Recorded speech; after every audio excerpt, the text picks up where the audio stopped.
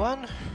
Nice to be here again at Hands-On Testing. We're going to talk about exploration and Postman and APIs. It's going to be a nice ride. Let's just start because that's what we're here for. First of all, who am I? I'm Gil. Not the first time presenting on Hands-On Testing. I'm a trainer and a consultant, and I work with developers and testers and all kinds of things about quality and making software better. You see in the books that I wrote, mostly for developers. With testers, I work on APIs and automation and web automation, test planning, everything around quality. And what I'm going to talk about today is basically something that I'm really passionate about, and this is like exploratory testing and how you can apply it. And I'm going to actually show you how I applied it in testing APIs. So let's start. So you already seen there's going to be a lot of Star Trek here. So this is Star Trek 5, and Captain Kirk asks the so-called God, what does God needs with a starship? And I ask, what does software needs with testing? So obviously software needs testing, but when we're talking about testing, what actually do we do? So actually do four things. The first one is like proving the requirements. That's what everybody thinks about testing.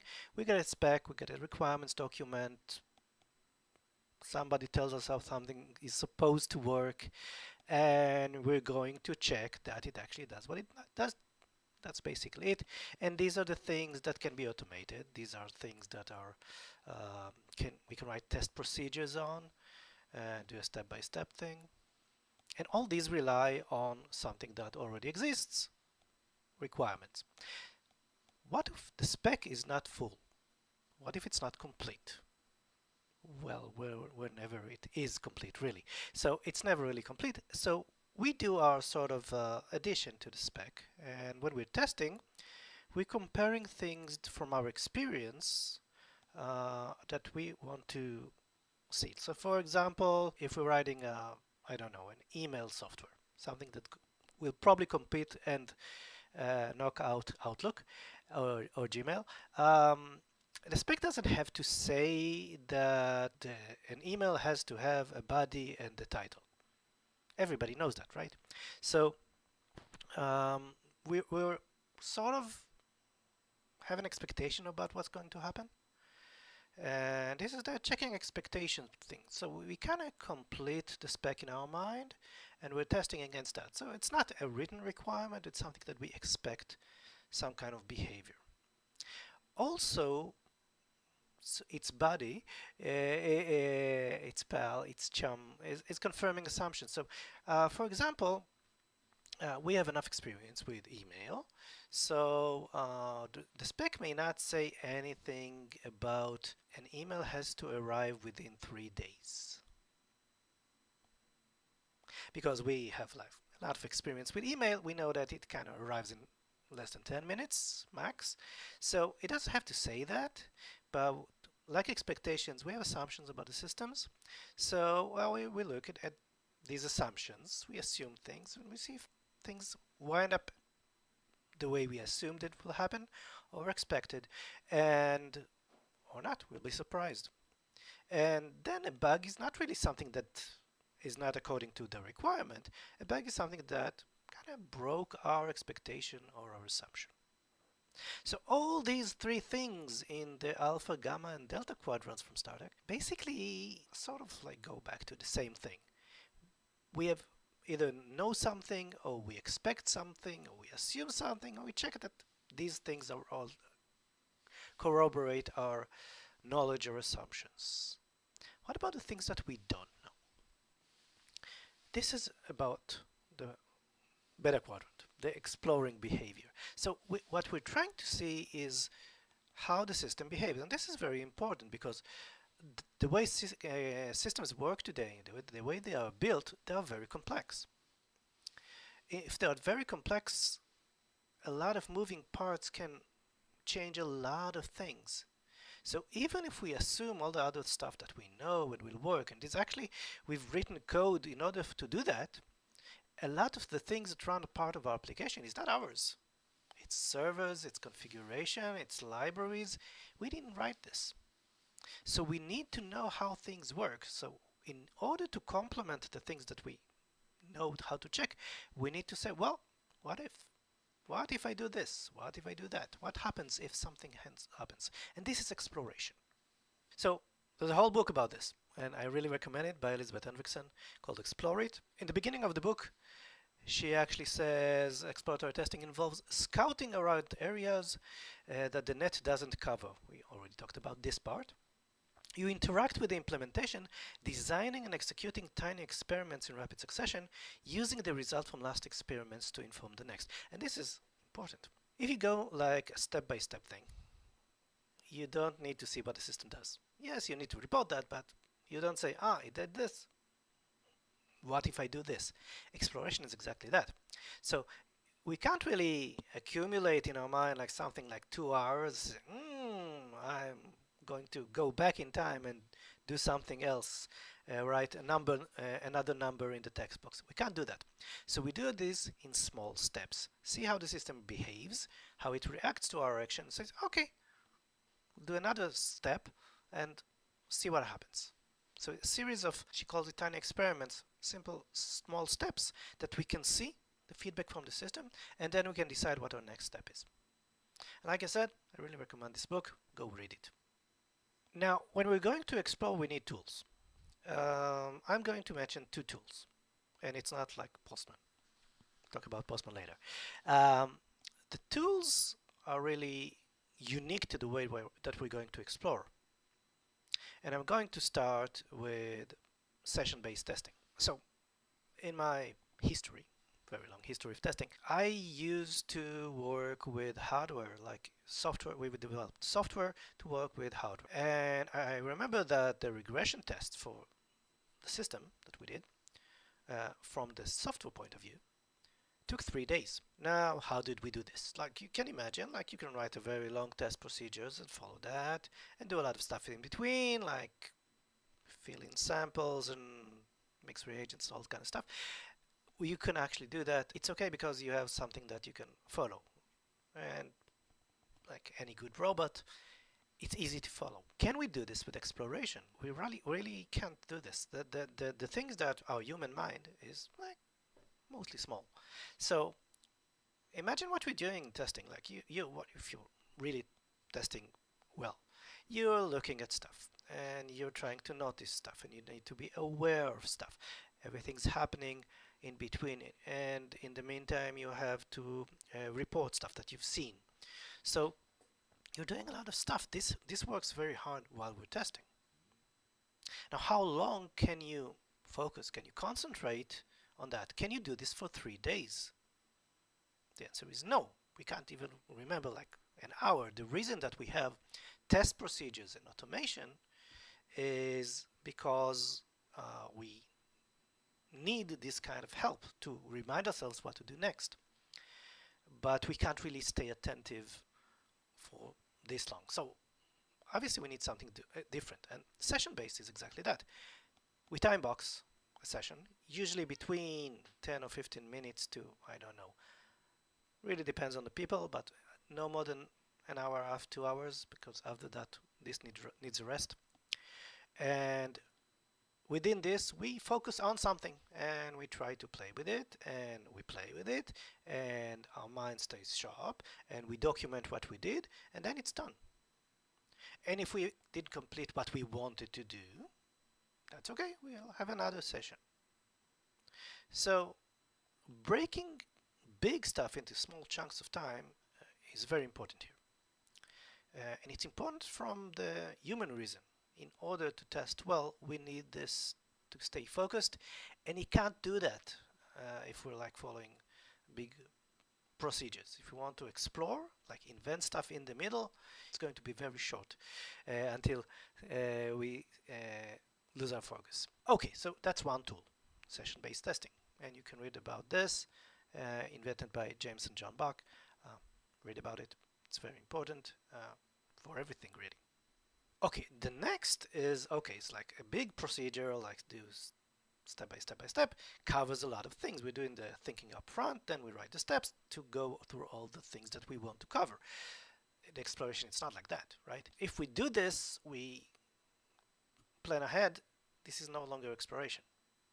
The idea is not to say, oh, we're going to do all these kind of steps, but let's say we're going to focus on this. And remember, we're in sessions, very small ones. So we can't really cover like a whole test the instrument thing.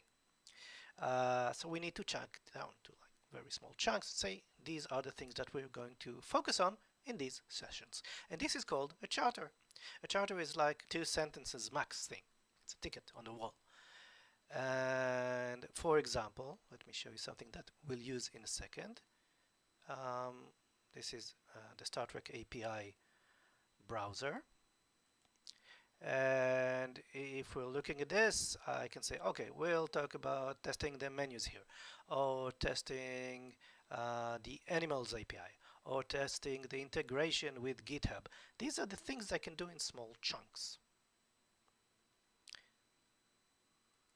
So these are charters, like you saw, like a sentence. What I can do within those, I'll decide as long as I'm part of this session.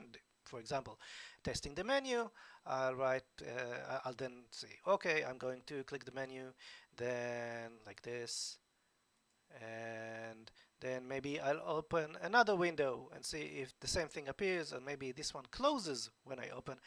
I can think as part as long as I'm going, because I don't need to hold all the plan in my mind. So charters and session-based testing is really our way to facilitate exploration, because once we have that, we can actually start searching around. Now, how do APIs fit into this? So when we're talking about like system and browsers, features, it's really easy to understand, but how do APIs fit into that? Well, APIs like components of a feature, right? They can be the entire feature, could be parts of it. So we can play with these components. We can say like this is going to test like this subset of APIs. Or what we're going to do soon, we're going to test a single API with different inputs to see what's happening. And we can play with that as well. So and APIs are sort of also like focused, and you actually can minimize or like kind of fit sessions that focus on APIs in very small chunks. So we actually want to do that. So what I'm going to show you now is a session that I did for testing an API. Which one I'm going to do? So let me show you. So this is, we've already seen that, the stopit.co, which is a Star Trek API site. Everything from Star Trek is here. If you like Star Trek, good. If you don't, there's Star Wars and Pokemon, you can do everything with it. What I started showing you is this page, which is part of the page, which kind of operates an API. So if I search for Spock, for example, who is not an animal, is a character, and I submit it, what happens behind the scenes, and you can check that in the DevTools, it sends an API, which I'll show you in a minute, and it retrieves 5 results. As you can see, the results kind of vary. Not all of them have the same fields. And the first question I would ask, well, how does this UI, does it represent the API? Is it the same thing? Probably not. So let's go to Postman.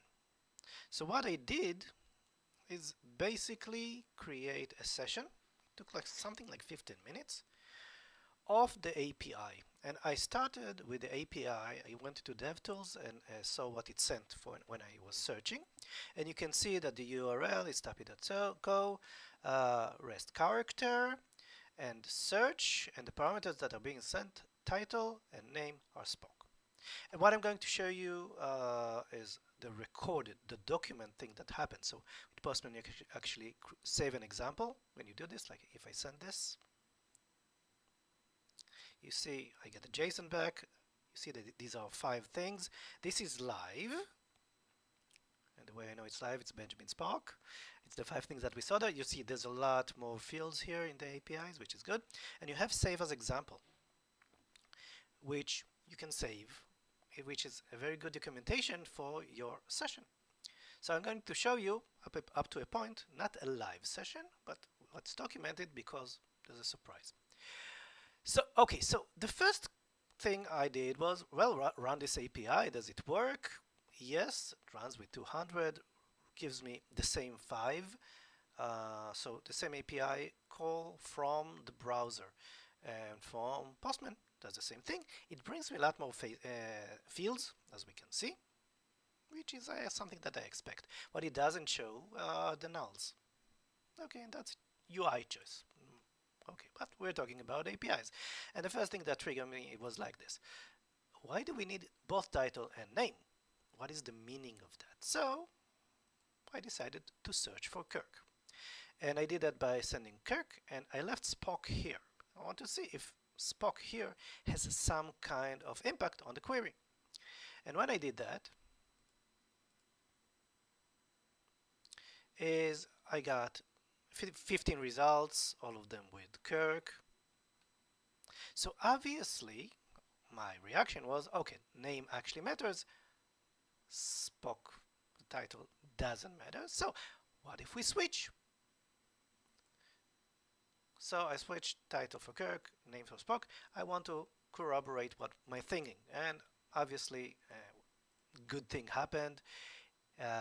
It brought me the 5 Spock records, nothing with Kirk, like I expected.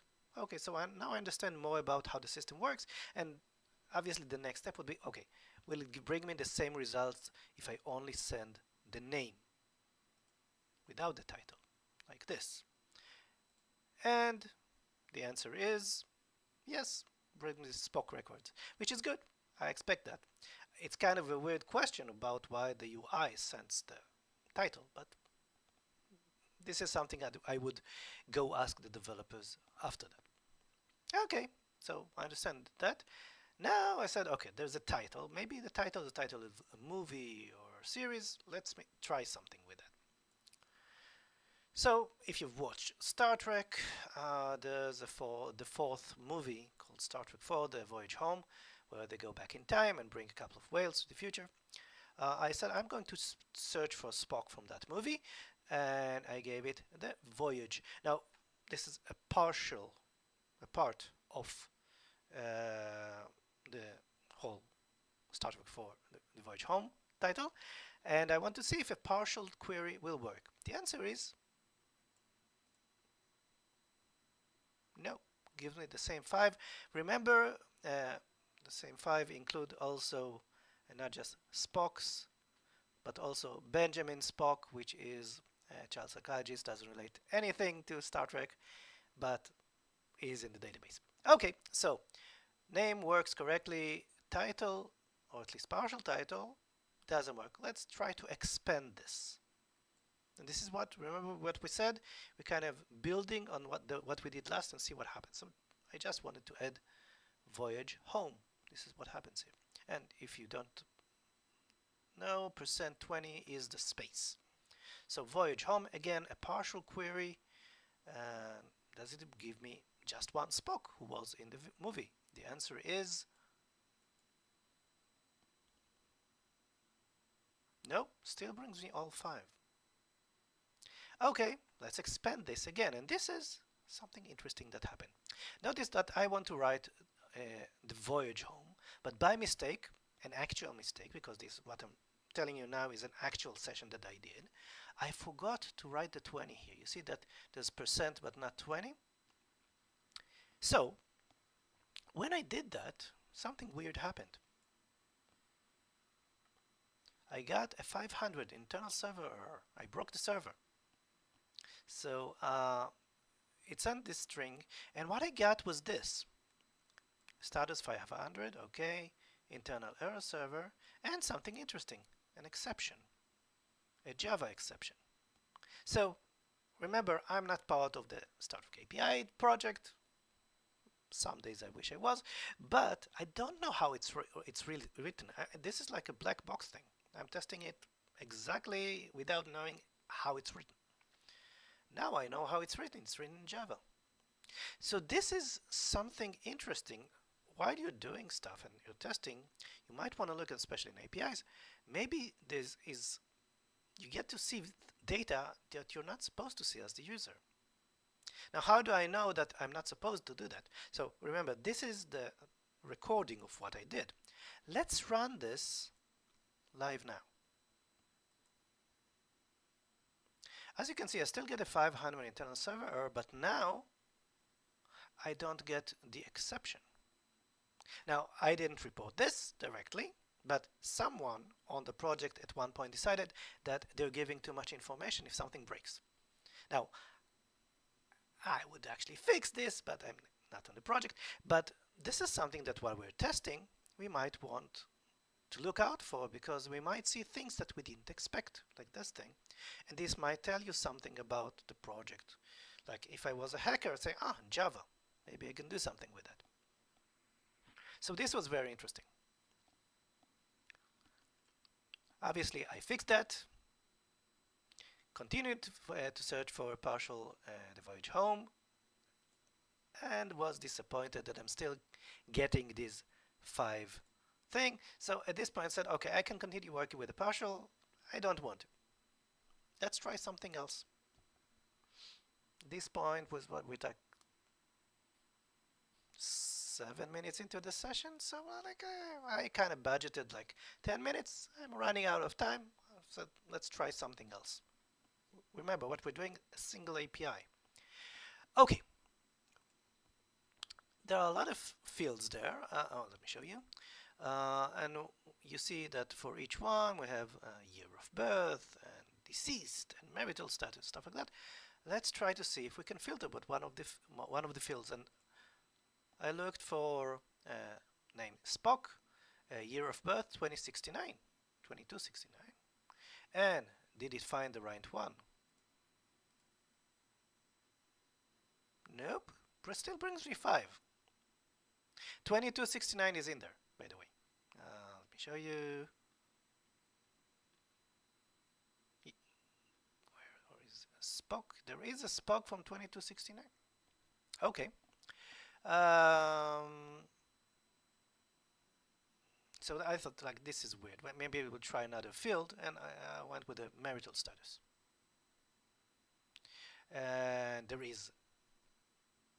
there are Spocks that are married in the list, but it still brings me all the Spocks, which at this point kind of like started to feel like, what kind of project are you running there? And I actually at this point went out to read the documentation and found out that not all fields are filterable. One of them though is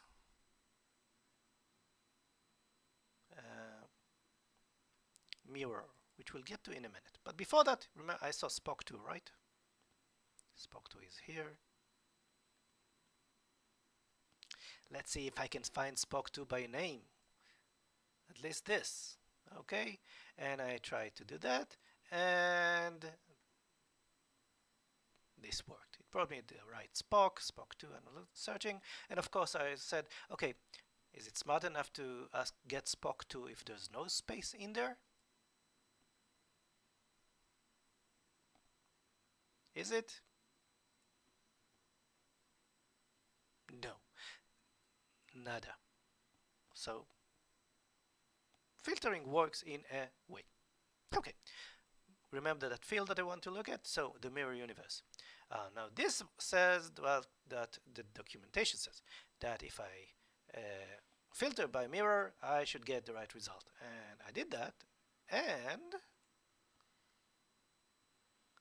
Spock from the mirror universe appears. Yay! Actually, something that is written in the documentation that works. So I said, let's try something else. The opposite did that, right? We have mirror true. Let's see if it brings the mirror false things.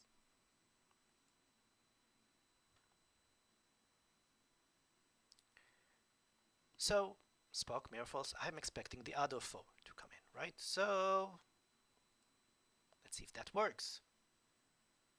So mirror with false brings me 4, and I actually looked, and all of them is with mirror of false. So excellent, works, right? Okay, but then I said, okay, that's interesting. Let's try something. And instead of mirror equals false, I will try mirror FAL. Remember, we're playing with strings here, with text. I can do whatever I want. So will this still bring me the other 4? And the answer is yes, it did. So I was kind of surprised. This works. Like, this is again partial text and a partial parameter, and actually brought me the right information. The spokes for the mirror false. So if that works, maybe it will work with a true. So instead of true, I sent Spock from TR. And remember, I'm looking for the Spock from the mirror universe. There's only one. And the answer is no. It brought me the 4 with the mirror universe equals false. So what I've learned is that if you want to filter with mirror equals true, you can do that, but all other cases when you specify other things for the mirror will be equivalent to mirror equals false. Now, is that a good behavior or bad behavior? Not the judge. But this is part of my testing experience here. I learned this is how it works. I didn't have a lot of time, so I tried to do a couple more. I searched for Spock in lowercase, see if that worked. And the answer is yes. It gives me the same 5 Spocks here. I tried that with uppercase, and I want to see if that works. Same 5, excellent. And the final thing I did is, up until now it was just playing with parameters. I want to play with the headers. So instead of, I'm going to search for Spock, but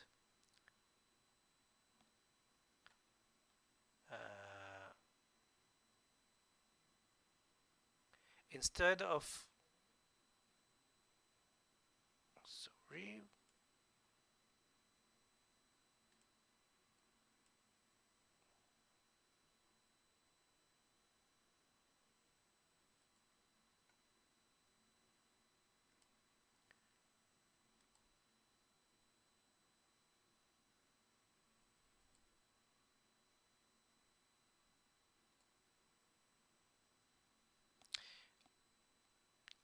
okay, the last thing I wanted to do is play something with the headers. So usually you've seen that everything returns as JSON.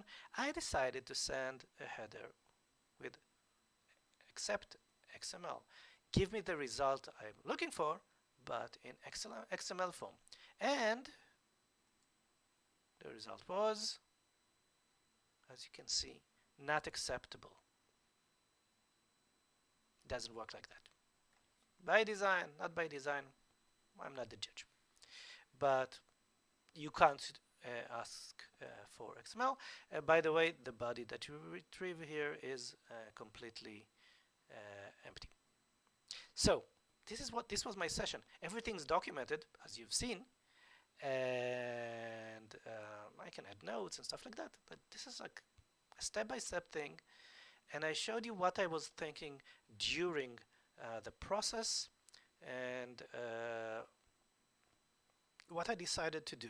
Everything was focused around a single API and searching for Spock in different ways. Did I cover everything? No. Does it require another session? Probably. Will I do it? Not really. But you can think about different ways of checking that and different cases where you can actually take that. Let's go back to our slides. So we search for Spock. Excellent. Did we find him? A couple of times, maybe not the right Spock, but we did. So let's summarize what we're talking about. We talked about why we need exploration. If you think about what you know about, or what you expect to know about your system, there's a lot more that can surprise you when you do stuff you didn't think about. because you didn't think about everything. And that's what exploration is. You try stuff that you didn't think about earlier, and you try it, and then you see what happens. So I think we have a lot of problems today that we're planning stuff to do API testing, automation, manual testing, whatever. We don't leave enough time for exploration. We try to fit it maybe as part of the procedures or whatever we're doing, the manual stuff, but we don't do enough of it. And if time runs out, and usually time runs out, this is the first thing to go. I don't think that's a good thing. I think exploration in whatever form should take place. It should be like planned that we're going to do this, and this is of higher priority like other stuff that we're planning to do. In fact, we probably learn a lot more while doing this instead of just repeating stuff. But this is first the mindset, what we need to think about when we're doing exploration. Now, APIs, part of a lot of products today. Sometimes they are the product, like a server exposing APIs. Sometimes it's part of the product. Sometimes these are internal APIs. But they have some kind of behavior that we'd like to see that works, because whatever's behind these APIs requires some kind of observation, trial and error, see how they react to different things. We can play a lot with APIs. So what I showed you is just like playing with the parameters and playing with the text. But you think about whatever you're sending, like an input, small input, big input, optional fields, every field, giant input that repeats itself. You can play a lot just with the building blocks of APIs. And you can do that because these are the components that you play with. So a lot of the things that you can explore around, something that you can do and learn how they work alone, together with other APIs, in sequence, out of sequence, in parallel. There's so much we can test here and ask the question, well, what if I do this next? And this is like exploration. And finally, the tools. So I did this with Postman, but you can do this with any tool out there. I like Postman because it's a good visualizer of what I'm trying to do. But the second thing is that for my purpose here is the documentation. I can save all my steps annotated and basically have some kind of report of what I did without like now searching through my memory. So I like that. If you haven't tried Postman before, try it. It's not like the best tool out there. It's one of the good ones, and for that it works very well. So that's what I wanted to share with you today. If you have any questions, wake up at night with questions about these things. This is the easiest way to find me. Either email me at gil@testingil.com or go to the site.